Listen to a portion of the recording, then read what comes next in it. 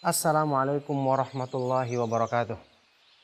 Alhamdulillah, wassalatu wassalamu ala rasulillah wa ala alihi wa sahbihi wa man tabi'ahum bi ihsanin ila yaumiddin, amma ba'du. Ma'asyiral muslimin rahimakumullah. Alhamdulillah, segala puji bagi Allah subhanahu wa ta'ala atas semua limpahan nikmat dan karunia-Nya. Segala puji bagi Allah subhanahu wa ta'ala yang menganugerahkan kepada kita bentuk tubuh yang sempurna, yang padanya Allah subhanahu wa ta'ala titipkan sebagai amanah banyak kebaikan-kebaikan untuk kita usahakan dalam hidup kita. Allah subhanahu wa ta'ala berfirman dalam Al-Quran, وَلَا تَقْفُ مَا لَيْسَ لَكَ بِهِ عِلْمٌ إِنَّ السَّمْعَ وَالْبَصَرَ وَالْفُؤَادَ كُلُّ أُولَئِكَ كَانَ عَنْهُ مَسْئُولًا. Janganlah kamu mengikuti apa yang kamu tidak punya ilmu tentangnya. Sesungguhnya pendengaran, penglihatan, dan hati manusia semuanya akan dimintai pertanggungjawaban di hadapan Allah subhanahu wa ta'ala. Ma'asyiral muslimin rahimakumullah. Dalam hal ini, hati manusia merupakan asal tempatnya kebaikan. Hidayah asalnya dalam hati. Kemauan mengikuti petunjuk Allah dan petunjuk Rasulnya asalnya dalam hati. Perbaikan yang pertama dan utama asalnya dalam hati. Yang kalau sudah baik maka akan memperbaiki semua anggota badan manusia. Allah subhanahu wa ta'ala berfirman dalam Al-Quran, Ya ayyuhalladzina amanu stajibu lillahi walir rasuli idha da'akum lima yuhyikum wa'lamu annallaha yahulu bainal mar'i wa qalbih wa annahu ilaihi tuhsyarun. Wahai orang-orang yang beriman, penuhilah seruan Allah dan seruan Rasulnya yang mengajakmu untuk memberikan perbaikan hidup bagimu. Mengajakmu untuk memberikan kehidupan yang lebih baik bagimu. Dan ketahuilah Allah subhanahu wa ta'ala dialah yang menghalangi seorang hamba dari hatinya. Dan hanya kepadanya lah kalian semua akan dikembalikan. Ketika menjelaskan makna ayat ini, Imam Ibnu Qayyim rahimahullah ta'ala menyebutkan, Allah menutup atau menggandengkan perintah untuk memenuhi seruannya dan seruan Rasulnya sallallahu alaihi wasallam dengan firman-Nya, wa'lamu annallaha yahulu bainal mar'i wa qalbih. Ketahuilah bahwasanya Allah subhanahu wa ta'ala menghalangi seseorang dari hatinya. Apa maksudnya? Kata beliau. Beliau menyebutkan maknanya adalah annal istijaba asluha fil qalbi fala tanfa'ul istijabatu fil badani dunal qalbi. Asal dari kemauan mengikuti petunjuk Allah, memenuhi seruan Allah dan seruan Rasulnya sallallahu alaihi wasallam, istijabah adalah di dalam hati manusia. Maka tidak bermanfaat anggota badan yang seperti mengikuti petunjuk Allah kalau tidak bersumber dari dalam hatinya.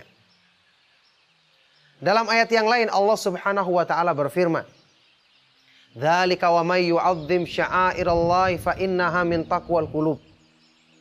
Yang demikian itu, barang siapa yang mengagungkan syiar-syiar Allah, perintah dan larangannya dalam agama, maka itu adalah bersumber dari ketakwaan yang terdapat dalam hati manusia. Ketakwaan asalnya dalam hati. Sebagaimana tadi, al-istijabah memenuhi seruan Allah dan Rasulnya asalnya dalam hati. Ayat Al-Quran yang lain yang menegaskan hal ini. Allah subhanahu wa ta'ala berfirman tentang musibah dan bagaimana menghadapinya. Ma asaba min musibatin illa biiznillah wa may yu'min billahi yahdi qalbah. Tidaklah menimpa satu musibah di dunia ini kecuali dengan izin Allah. Dan barang siapa yang beriman kepada Allah, maka Allah akan memberikan hidayah ke dalam hatinya. Memberikan hidayah untuk hatinya. Menunjukkan apa? Asal hidayah adalah hidayah yang terdapat dalam hati. Coba lihat ayat-ayat ini menjelaskan kepada kita semua asal kebaikan itu tempatnya dalam hati. Itulah sebabnya kenapa perhatian kita untuk mengusahakan kebaikan yang hakiki dalam diri kita harus dimulai dengan perbaikan hati. Pembersihan hati dari kotoran-kotoran hawa nafsu. Coba lihat makna sabda Rasulullah SAW dalam hadis riwayat Imam Muslim. Sewaktu beliau bersabda, at-taqwa hahuna. Wa asyara ila sadrihi thalatha marrat. Takwa itu terletak di sini. Dan beliau menunjuk ke dalam hati, ke dalam dada beliau 3 kali. Takwa terletak di sini, takwa terletak di sini, takwa terletak di sini. Tentu bukan berarti maksudnya anggota badan itu tidak mencerminkan takwa, tidak. Tidak perlu anggota badan dalam rangka untuk menunaikan ketaatan kepada Allah, tidak. Tetapi maksudnya ketakwaan yang hakiki itu adalah yang pendorongnya dari dalam hati, pendorongnya keimanan, kecintaan kepada Allah, takut dan berharap kepadanya, yang semua merupakan amalan hati. Kemudian buahnya terlihat pada anggota badan manusia. Makanya Imam Ibnu Qayyim rahimahullah ta'ala pernah mengungkapkan dalam kitab beliau Al-Fawaid, wa'lam annal abda innama yaqta'u manazila sayri ilallah biqalbihi wa himmatihi la bibadanihi. Wa taqwa fil haqiqati taqwal qulubi la taqwal jawarih. Ketahuilah, sungguh seorang hamba hanyalah bisa menempuh tahapan-tahapan perjalanan menuju keridhaan Allah dengan hati dan tekad dalam jiwanya. Bukan cuma sekedar dengan amalan anggota badannya. Dan takwa yang hakiki kata beliau, taqwal qulub, takwa yang terdapat dalam hati, bukan cuma sekedar yang tampak pada anggota badan manusia. Berarti beliau ingin jelaskan apa yang dilakukan oleh anggota badan belum tentu sumbernya karena takwa. Makanya ada orang yang beramal tidak ikhlas.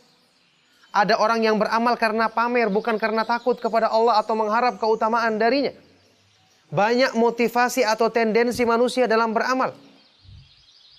Disinilah kita mengetahui pentingnya kenapa kita harus mengusahakan perbaikan hati. Karena hati itu adalah sumber yang menampung kebaikan. Makanya Ali bin Abi Thalib radhiyallahu taala anhu dalam sebuah athar yang sahih memperumpamakan, menganalogikan hati itu seperti wi'a, bejana atau mangkuk yang menampung sesuatu. Beliau berkata, al-qulubu aw'iyatun fa khairuha aw'aha. Hati manusia itu ibaratnya seperti bejana, seperti mangkuk yang menampung. Maka sebaik-baik hati adalah yang paling luas daya tampungnya, yang paling besar tempat kosongnya untuk siap diisi dengan kebenaran, dengan kebaikan, dengan rasa takut, berharap dan cinta kepada Allah. Yang mana hati kalau telah memiliki perasaan tersebut, dengan sendirinya anggota badannya akan dipengaruhi untuk baik dan untuk selalu lurus ketika amalan anggota badan tersebut menunaikan ketaatan kepada Allah Subhanahu wa taala. Inilah makna sabda Rasulullah sallallahu alaihi wasallam dalam hadis yang kita kenal, ala wa inna fil jasadi mughdatan idza salahat salahal jasadu kullu wa idza fasadat fasadat jasadu kullu ala wahiyal qalbu. Ketahuilah, sesungguhnya dalam diri manusia ada segumpal daging. Kalau baik, semua anggota badannya akan baik. Kalau buruk, maka semuanya pun akan buruk. Ketahuilah itu adalah hati manusia. Oleh karena itu, ma'asyiral muslimin rahimakumullah, dari sini kita ketahui kenapa para ulama Ahlus Sunnah wal Jamaah perhatian mereka untuk memperbaiki hati, upaya untuk mensucikan jiwa, menghilangkan kotoran-kotoran penyakit hati, itu lebih mereka utamakan daripada sekedar memperbanyak kuantitas amalan anggota badan tanpa ada perhatian untuk membenahi hati, menghilangkan kotoran-kotorannya, menyempurnakan masuknya iman dan pengaruh kebaikan pada hati tersebut. Inilah bedanya orang yang paham ilmu agama, yang memahami Al-Quran dan yang tidak memahaminya. Perhatian mereka terhadap apa? Nah, ini merupakan nasihat bagi kita semua, ma'asyiral muslimin rahimakumullah. Kenapa kita harus belajar akidah yang benar? Kita harus mengenal tauhid, mengenal keimanan, unsur-unsur yang menyempurnakan iman, yang menyempurnakan ketakwaan, penghambaan diri kepada Allah. Karena itu adalah perbaikan asal pada hati kita yang akan mempengaruhi semua anggota badan manusia dalam kebaikan dengan izin Allah Subhanahu wa taala. Oleh karena itu, ini perhatian bagi kita semua agar kita tahu bagaimana cara meningkatkan kualitas amal. Coba renungkan ucapan yang terkenal dari salah seorang tabi'in yang mulia, Bakar bin Abdullah Al-Muzani, yang mengatakan, ma sabaqahum Abu Bakrin bi kathrati salatin walau siyamin walau sadaqatin walakin bi syai'in waqara fi qalbihi. Abu Bakar As-Siddiq radhiyallahu taala anhu tidaklah mengungguli keutamaan sahabat yang lainnya dalam kedudukan di sisi Allah bukan hanya sekedar dengan banyaknya sholat, banyaknya puasa, banyaknya bersedekah, tetapi karena sesuatu yang kuat yang menancap dalam hati beliau.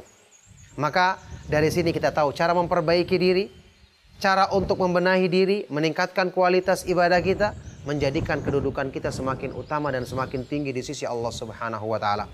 Semoga ceramah yang singkat ini bermanfaat bagi kita semua, menjadi sebab untuk kita mengetahui apa yang harusnya kita perbaiki terlebih dahulu, tentu dengan berdoa kepada Allah Subhanahu wa taala, Al-Muqallibal Qulub, yang maha membolak-balikan hati manusia. Kita akan dimudahkan untuk meraih kedudukan ini, memulai perbaikan dari hati, kemudian mempengaruhi kebaikan tersebut pada semua anggota badan manusia. Ya muqallibal qulub tsabbit qalbi ala dinik, wa ya musarrifal qulub sarrif qulubana ala ta'atik. Doanya Rasulullah sallallahu alaihi wasallam, wahai Allah yang membolak-balikan hati manusia, kuatkanlah hatiku di atas agamamu. Wahai Allah yang maha kuasa memalingkan hati manusia, palingkanlah hatiku untuk selalu taat kepadamu. Maka demikian, semoga bermanfaat. Mohon maaf jika ada yang salah dan kurang.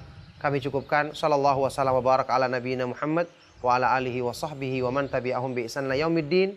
Walhamdulillahi rabbil alamin. Wassalamualaikum warahmatullahi wabarakatuh.